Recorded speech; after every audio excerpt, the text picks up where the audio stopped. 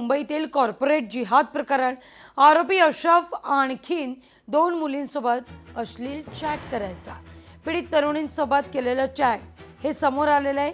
आणखीन 2 मुलींबरोबर हा प्रकार घडल्याचं आता पीडितेकडून सांगण्यात येत आहे. अधिक माहिती घेऊया आपल्या प्रतिनिधी भाग्यश्री यांच्याकडून. भाग्यश्री, नुकताच तुम्ही पीडितेसोबत केलेला संवाद आपण आता दाखवला प्रेक्षकांना, महाराष्ट्रानं तो ऐकला आणि त्यातून एक बातमी ही समोर आलेली आहे की इतर आणखीन 2 मुलींसोबत अशाच प्रकारे तो चॅट करायचा, पण त्या 2 मुलींनी ब्लॉक केल्याचं माहिती निष्पन्न होत आहे. भाग्यश्री, नक्कीच आपण जर तो व्हिडिओ आपल्या प्रेक्षकांना दाखवला, त्या व्हिडिओमध्ये ती जी पीडिता आत्ताची आहे ती देखील म्हणते की माझ्या मैत्रिणींबरोबर देखील तो असाच चॅट करायचा. आणि हे सगळं सांगताना तिने 2 अश्लील चॅट जे आहेत ते देखील समोर आणलेले पाहायला मिळतात. एक जी त्यातली 2 तरुणींपैकी एक जी तरुणी होती ती विवाहित आहे आणि एक जी दुसरी आहे ती अविवाहित आहे. या तरुणींना देखील अश्लाघ्य भाषेत तो अशरफ बोलायचा, तरुणींना गोड गोड बोलायचा, पचवायचा.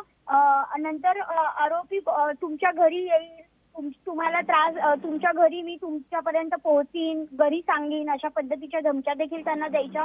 आणि आपण बघितलं तर एका तरुणीने सांगितलंय की मी हिंदू आहे तरी तो बोलायला काही होत नाही असं म्हणायचा.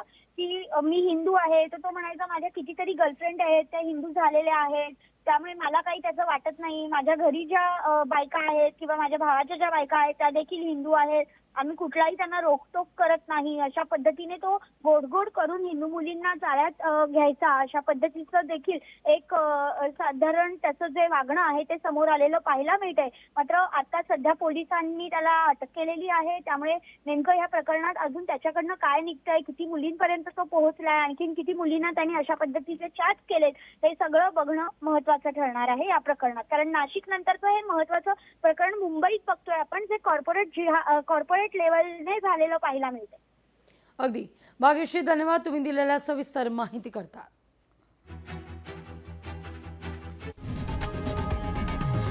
लोकशाही मराठी ऐका, पहा, जागरूक रहा.